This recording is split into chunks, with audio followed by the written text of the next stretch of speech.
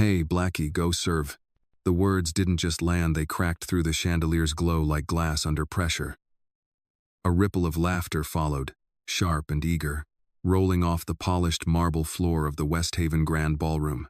Danielle Brooks didn't flinch. She stood near the champagne tower in a simple ivory dress. No sequins, no diamond earrings, no glittering badge of the power she carried. She lifted her phone to her ear, her gaze locked on the woman pointing across the room. Behind that woman, a half circle of men in tailored tuxedos grinned like it was all sport. One of them actually snapped his fingers at her, as if summoning a waitress. "Before we continue, where are you watching from? Drop your city or country in the comments below. And if you believe in dignity and justice, hit like and subscribe. These stories spark change, and we're glad you're here." Now, back to Danielle. Her voice into the phone was low, deliberate. "It's happening. Cancel the $900 million deal." The laughter faltered, not gone, but dented. They hadn't heard the words, only seen the way she said them. Calm, certain, like she wasn't the one cornered, but the one holding the clock. "Which catering company are you with?" the tall man to the right called out, lifting his champagne flute. "If you're fast, we might tip." The woman beside him smirked, leaning in for the kill.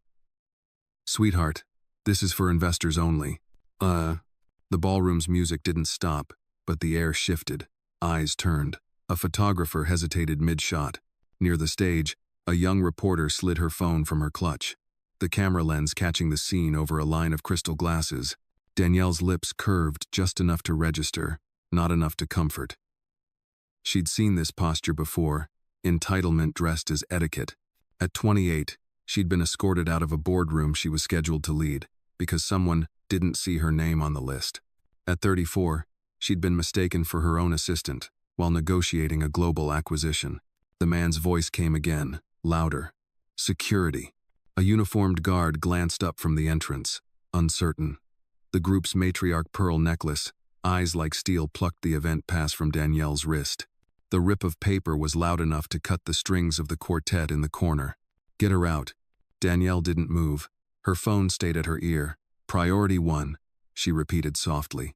Across the ballroom, the young reporter's hand tightened around her phone. She didn't know the woman in ivory, but she knew the look in her eyes, the kind that didn't need to yell to be heard, the kind that, in minutes, would flip the entire room. The ballroom's chandelier light seemed colder now, sharper, catching the edges of judgment in every glance. The group in tuxedos hadn't moved, but their voices carried like they owned the air. "Which table hired you?" the tall man said again, louder this time. His tone wasn't curiosity, it was command. The pearl necklace matriarch added, "You're holding up service. People are waiting." Danielle's eyes didn't leave theirs. She shifted her weight, calm, one hand still at her side. The phone in her other hand stayed pressed to her ear. From near the stage, the young reporter Allison Reeves, barely 30, angled her phone higher, the camera lens slipping between two champagne flutes. The red record dot glowed. She wasn't just watching now. She was documenting. A waiter passing by slowed, eyes flicking between Danielle and the cluster of overdressed accusers. He didn't say a word, but his jaw tightened. He kept moving. The pearl necklace woman took a step closer, the heels of her navy pumps clicking against the marble like punctuation. "Sweetheart, this event is for investors who actually matter." She glanced over her shoulder at a nearby security guard, a man in his 40s with a silver earpiece. "Escort her out, please." The guard hesitated. Danielle caught that hesitation, stored it. At 34, she'd watched a hotel concierge pause just like that before telling her the penthouse was already booked. That pause always came when policy met prejudice and neither side knew which would win. The guard finally walked toward her, slow, cautious.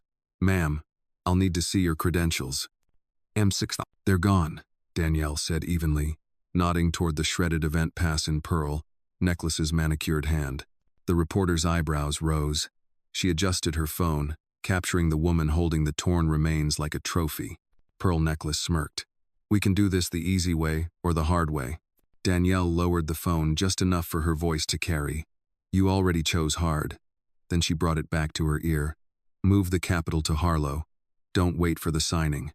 "Jean." A ripple ran through the bystanders' quiet gasps. shifting stances. One man in a gray suit whispered to his wife, "Did she just say Harlow?" The wife's eyes widened. The tall man in the group scoffed. "Is this some stunt? You think we'll fall for a bluff?" Danielle's gaze didn't waver. No bluff, just business. Allison, the reporter, stepped forward now, voice careful but clear. "For the record, she was invited. I saw her name on the investor list this afternoon." The tall man laughed sharply. "You must have read it wrong." "I didn't," Allison replied, lifting her phone a little higher. "And I'm not the only one who saw it." Somewhere behind the circle, another voice chimed in, a young catering staffer with a tray of sparkling water. "She's telling the truth." His words were quiet, but they landed. The pearl necklace woman's smirk faltered, just for a breath. Danielle saw it. Everyone did. She let the silence hold for a moment longer, then said into her phone, "Phase 2 is in motion." The guard froze mid-step. He didn't know what Phase 2 was, but he could feel it wasn't going to favor the people who'd summoned him.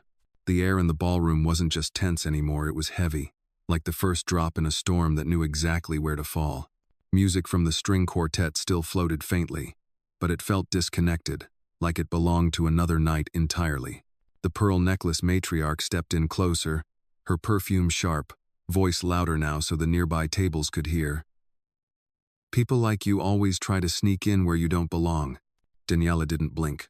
The tall man took his cue, plucking a fresh event pass from his pocket, someone else's, and holding it out mockingly. "Here, maybe this one will match the story you're selling." Then, with deliberate slowness, he tore it in half, letting the pieces drift to the marble floor like confetti. Gasps broke out around them. Allison, the reporter, was already circling to capture the moment, her phone steady despite the adrenaline running through her hands. The matriarch turned to the security guard. "She's stalling for attention. Remove her." The guard moved forward. Danielle held her ground. "On what grounds?" "Fraud," the tall man answered instantly. "She's pretending to be someone she's not, trying to insert herself into a $900 million transaction." That number $900 million hung in the air. Several guests at nearby tables stopped mid-conversation. One of them, a man in a tailored navy suit, leaned to his companion. "That's the size of the Whitmore deal." Danielle's lips tightened, not in anger, but in precision. She lowered her phone just enough to speak into the room. "It was." The matriarch's eyes narrowed. "Was?" Danielle brought the phone back to her ear. "Confirm full withdrawal of capital. Redirect to Harlow Group. Notify both legal teams." Across the room, someone choked on their champagne. The tall man laughed again, but this time it cracked halfway through. "You can't redirect anything. You're no one here." From the back, the young catering staffer spoke up again, louder now. "She's not no one. You don't cancel a $900 million deal unless you own a big part of it." The matriarch whipped around toward him. "Stay out of this, boy." "Too late," Allison cut in, her voice gaining an edge. "You made it everyone's business the moment you tore up her pass." The security guard stopped 2 steps short of Danielle, eyes darting between the accusers and the growing cluster of onlookers. A few phones were raised openly now, red record dots blinking like small, defiant warnings. Danielle's voice stayed low, measured. "One last time, are you certain you want me removed?" The matriarch didn't hesitate. "Absolutely." She nodded at the guard. "Do it." "Oh." He took another step, and that's when Danielle shifted, not backwards, forward, closing the space between herself and the cluster that had been circling her since the first insult. The pearl necklace's posture faltered by a hair, just enough to register in every watching eye. Danielle spoke without raising her voice, but every word carried. "You just told the wrong woman she doesn't belong in the room she paid for." The storm had officially broken. The ballroom wasn't buzzing anymore, it was vibrating. Every glance, every whisper was a current running through the room, feeding something none of them could quite name. Danielle held her phone steady, her eyes never leaving the matriarch. "Proceed to Phase 3, she said into the receiver. On the other end, a crisp female voice, Rebecca, her chief of staff, didn't ask questions. "Understood. Legal is on the line.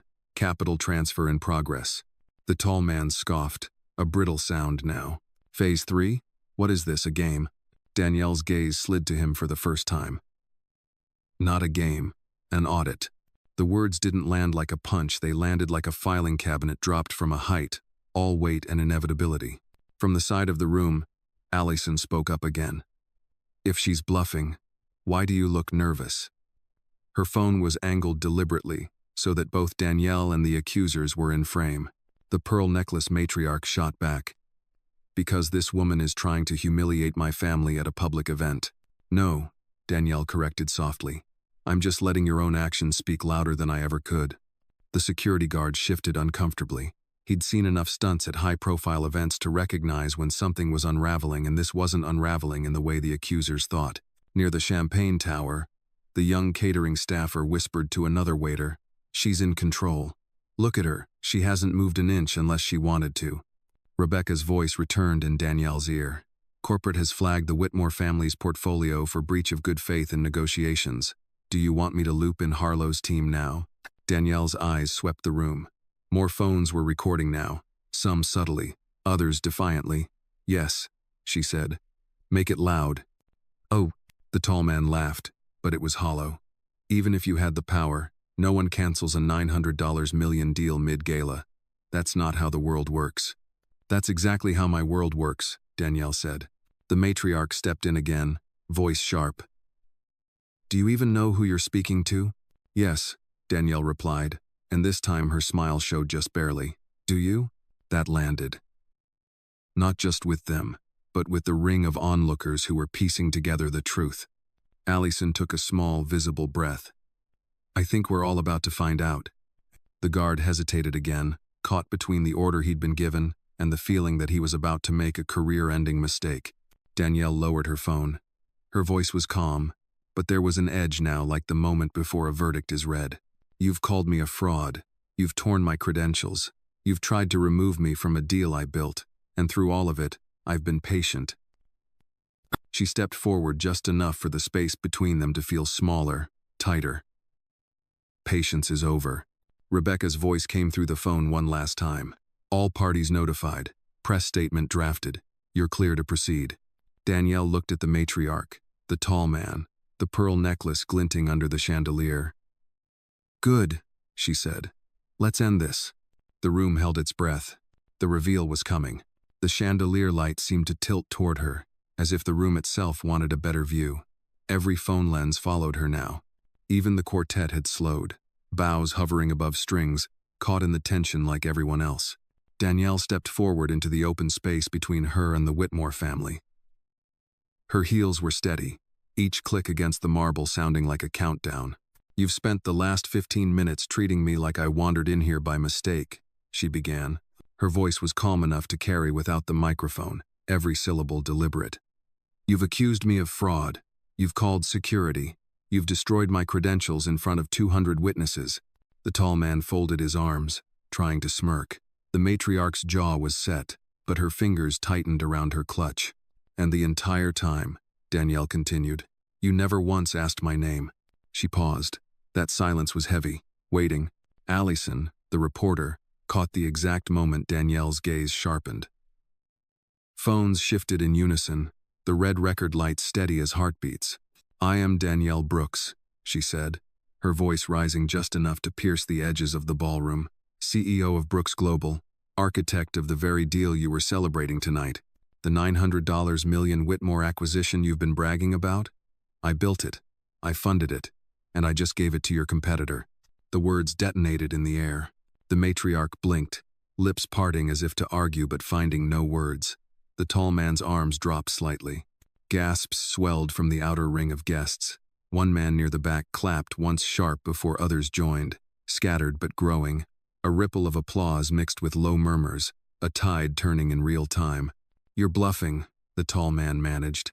Daniela tilted her head. "Check your phone." It was a challenge and a sentence rolled into one. He hesitated, then pulled it from his pocket. His eyes flicked to the screen, color drained. The matriarch did the same, her manicured fingers trembling as she read. Around them, others were reacting to the same push notification. Whitmore Global loses $900 million, deal to Harlow Group, effective immediately. Allison's camera caught the exact moment the matriarch's posture collapsed. pearls glinting as her shoulders dipped. The tall man turned away, but there was nowhere to go. "I didn't need to raise my voice," Danielle said into the sudden quiet.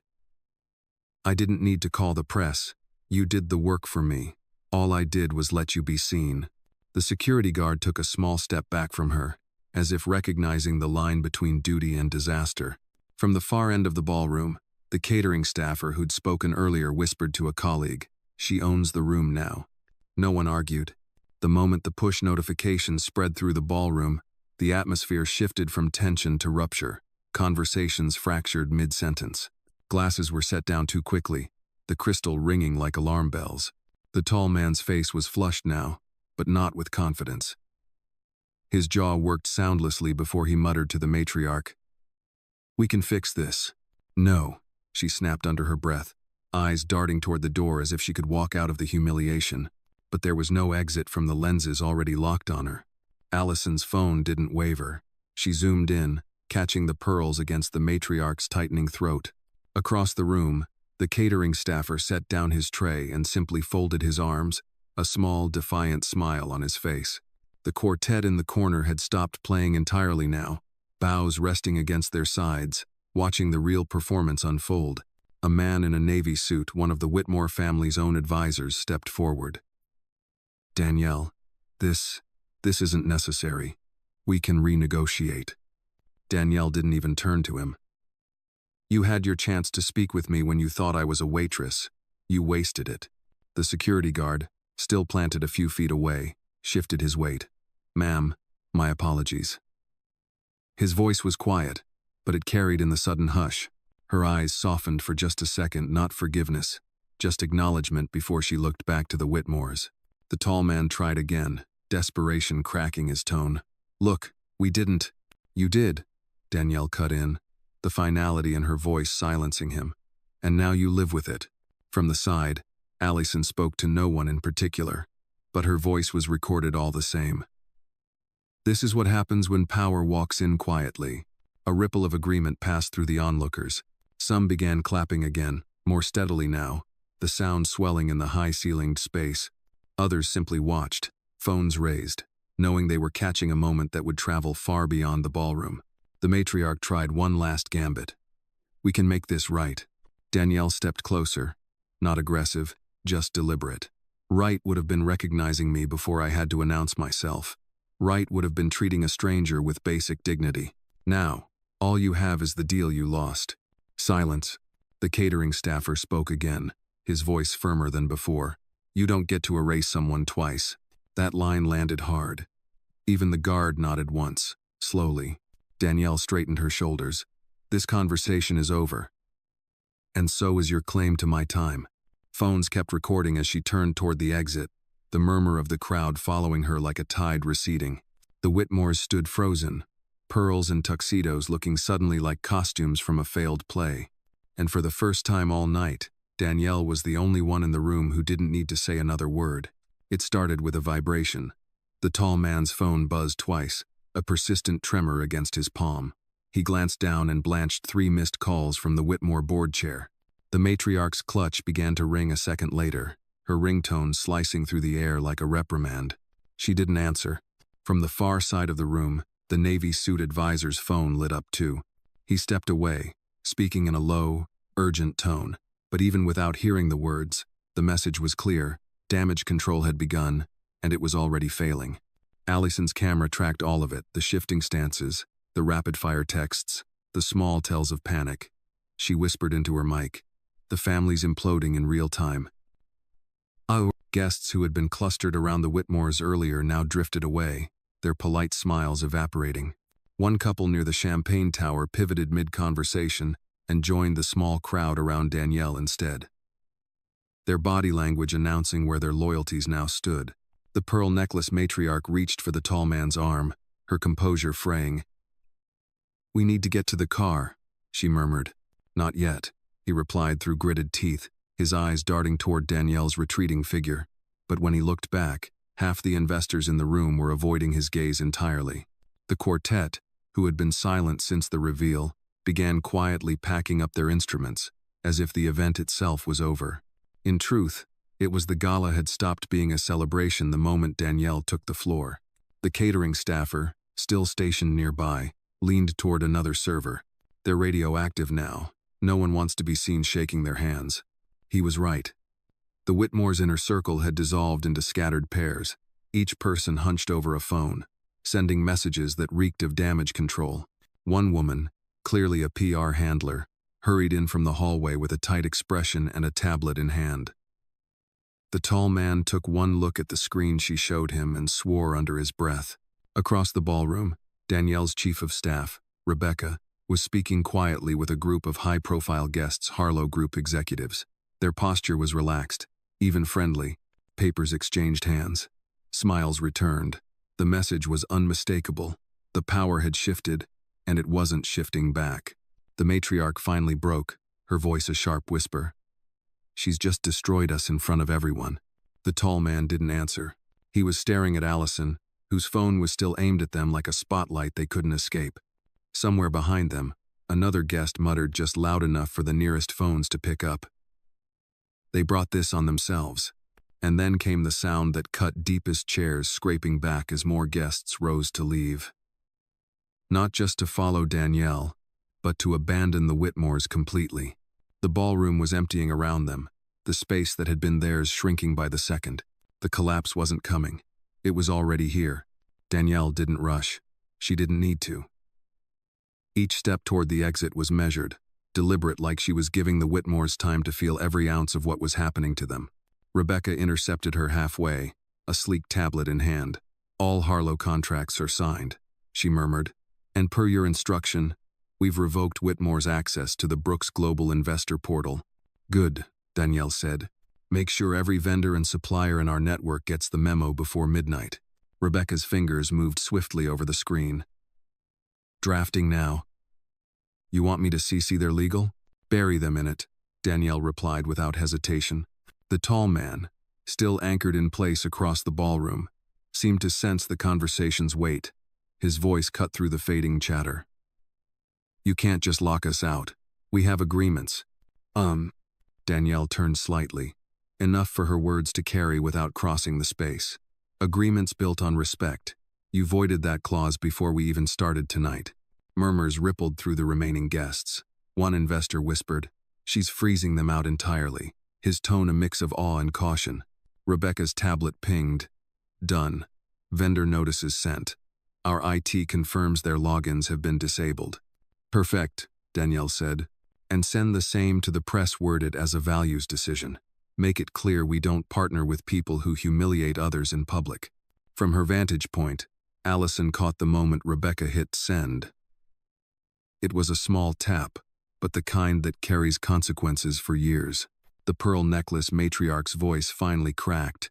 "This is vindictive." "No," Danielle said, fully facing her now. "This is responsible leadership. If you think it's harsh, you should consider how it felt to stand here and be told I didn't belong in the deal I built." The matriarch's lips trembled, but she said nothing. A server passed by with a tray of champagne.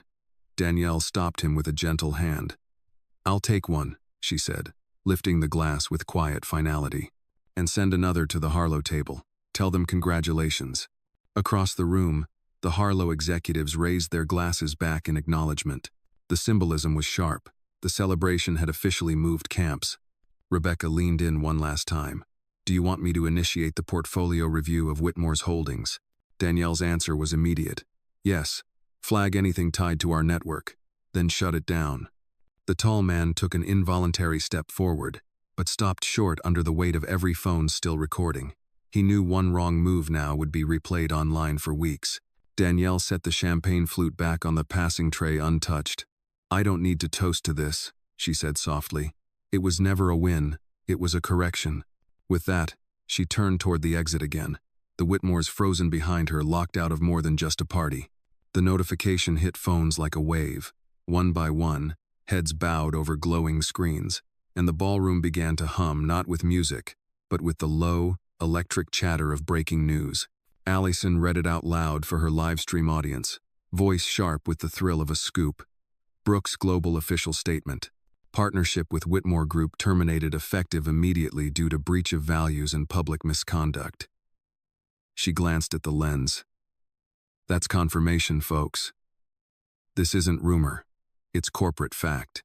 Across the room, the Harlow executive stood, shaking hands with guests who just minutes ago were orbiting the Whitmores. The migration was obvious. Fortunes, reputations, and attention were flowing toward the new center of gravity. One older investor tapped his friend's shoulder. "Pull whatever you've got tied up with Whitmore before Monday." The friend nodded, already drafting an email to his broker. A PR agent in a navy sheath dress slipped into the corner, phone pressed to her ear. "Cancel tomorrow's press conference. No, don't even reschedule. We're in salvage mode now." Her eyes darted toward the Whitmores, then away as if proximity itself was bad optics. The catering staffer who'd spoken earlier passed by Allison and murmured, "Feels like watching a building collapse in slow motion." She didn't disagree. The cameras weren't just on Danielle anymore, they were swinging to capture the fallout. The Whitmore's cluster shrinking, the advisors scattering, the matriarch's gaze fixed on the floor. Danielle, meanwhile, was in quiet conversation with Rebecca near the exit. No drama, no raised voice, just crisp directives. A few guests approached her cautiously, introducing themselves, offering cards. She accepted some, declined others, but each interaction carried a clear subtext. Alliances were shifting, and she was choosing them carefully. A young journalist from another outlet sidled up to Allison. "Is she always like this? So precise?" Allison kept her lens trained on Danielle. "This is the first time I've seen her in action, and I'm starting to think precision is the whole point." The tall man's phone rang again. He ignored it, shoving it back into his pocket. The matriarch finally looked up, scanning the room as if searching for one sympathetic face. There were none. From the balcony above, a photographer snapped a wide shot of the entire ballroom, the emptying tables on one side, the growing crowd around Danielle on the other. It was the kind of image that would make front pages, not just a moment, but a map of power in motion. By the time Danielle began her final walk to the exit, the Whitmores were already being erased in real time. Their names were trending online not for a record-breaking deal, but for losing it in the most public way possible. The ripple wasn't stopping here. It was just beginning to reach the shore. The conference room at Brooks Global's downtown headquarters was nothing like the West Haven ballroom. No chandeliers, no champagne towers, just glass walls, a long walnut table, and the kind of silence that meant everyone in the room knew exactly why they were there. Danielle sat at the head of the table, flanked by Rebecca on her right and two Harlow Group executives on her left. Across from them, a screen displayed the latest market data. Whitmore Group stock down 14% in the first hour of trading. Harlow's CEO, a silver-haired man named Jonathan Pierce, leaned back in his chair. "You've already gutted their biggest acquisition in a decade. What's next?" Danielle didn't hesitate. "We make sure they can't rebuild off someone else's capital. That means tightening the network." Rebecca slid a document across the table. "This is a list of all shared vendors, partners, and subcontractors between Brooks, Global, Harlow Group, and Whitmore.